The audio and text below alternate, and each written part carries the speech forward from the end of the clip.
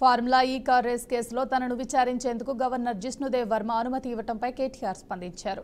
చట్టం తన పని తాను చేసుకుపోతుందని, చేసుకోనివ్వాలని ఫార్ములా ఈ రేసింగ్ తాను ఏ తప్పు చేయలేదని స్పష్టం చేశారు. ఈ వ్యవహారంపై లైవ్ డిటెక్టివ్ టెస్టుకు కూడా తాను సిద్ధంగా ఉన్నట్లు కేటీఆర్ స్పష్టం చేస్తున్నారు.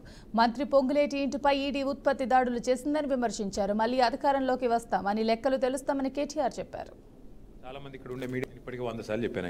మళ్ళీ నేను చెప్పను, ఇక చెప్తే కూడా బాగుండదు. మళ్ళీ మీరు నాకు తెలిసి మీరు ఏం చేస్తారో, చాలామంది ఇక్కడ ఉండే మీడియా సంస్థలు ఎట్లయిపోయినాయి అంటే, ముఖ్యమంత్రి గారిని పాపం మీ అందరు అన్నట్లు కొందరు రక్షణ కవచంలా కాపాడుతున్నారు. కొందరు వాళ్ళకు అనవసరంగా ఇప్పుడు నేను దీని మీద ఎక్కువ మాట్లాడితే అది రాస్తారో దీన్ని రాయారు, నాకు తెలుసు. అందుకే నేనేమంటానంటే, చట్టం తన పని తాను చేసుకుపోతుంది. నేను ఇదివరకే చెప్పాను ఏ తప్పు చేయలేదని. ఏ తప్పు చేయలేదు. నేను లై డిటెక్టర్ టెస్ట్కే రెడీ అని ఏం చెప్తాను, అంతకంటే ఊకే ఎన్నిసార్లు చెప్పిస్తారు నా తన మాట. ఇప్పుడు నేను అడిగేది 9,292 కోట్ల విలువైన ప్రభుత్వ భూమి హైదరాబాద్లో, which is worth about 4.5 to 5 lakh crore.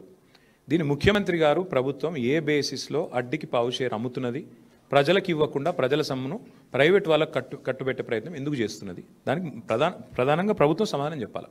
Brother, మళ్ళీ చెప్తున్నా, ఎవరు అనుమతి ఇచ్చినా ఎవరేం చేసినా చట్టం తన పని తాను చేసుకుపోతుంది, మా పని మేము చేసుకుపోతాం. ఏముంది అట్లా? తమ్ముడు ఒక మాట, మా సుదర్శన్ రెడ్డి ఇక్కడనే ఉన్నాడు, సివిల్ సప్లైస్ కార్పొరేషన్ చైర్మన్గా పనిచేసిండు. మా సివిల్ సప్లైస్ మినిస్టర్గా పనిచేసిన గంగుల కమలాకర్ గారు ఉన్నారు, మా రాజ్యసభ సభ్యులు రవిచంద్ర గారు ఉన్నారు. ముగ్గురు పోయినరు. మేమేమి ఏది కూడా మేము స్టార్ట్ చేసి వదిలిపెట్టేటోళ్ళం కాదు. మేము పోయినాం, ఈడీ దాకా పోయి ఇచ్చొచ్చినాం. కానీ ఏముంది, అలా ఈడ కలిసిపోయి ఉన్నారు. మంచిగా జాయింట్ వెంచర్ గవర్నమెంట్ నడుస్తుంది. అరే, పొంగులేటి శ్రీనివాసరెడ్డి గారి ఇంటి మీద రైడ్ అయితే ఈడీ 2 రోజులు రైడ్ అవుతుందా? ఈ రోజు వరకు మీరు అడిగారు, ఆయన చెప్పాడు, ఈడీ కూడా చెప్పాడు. నేను ఇప్పటికీ 100 సార్లు చెప్పాను.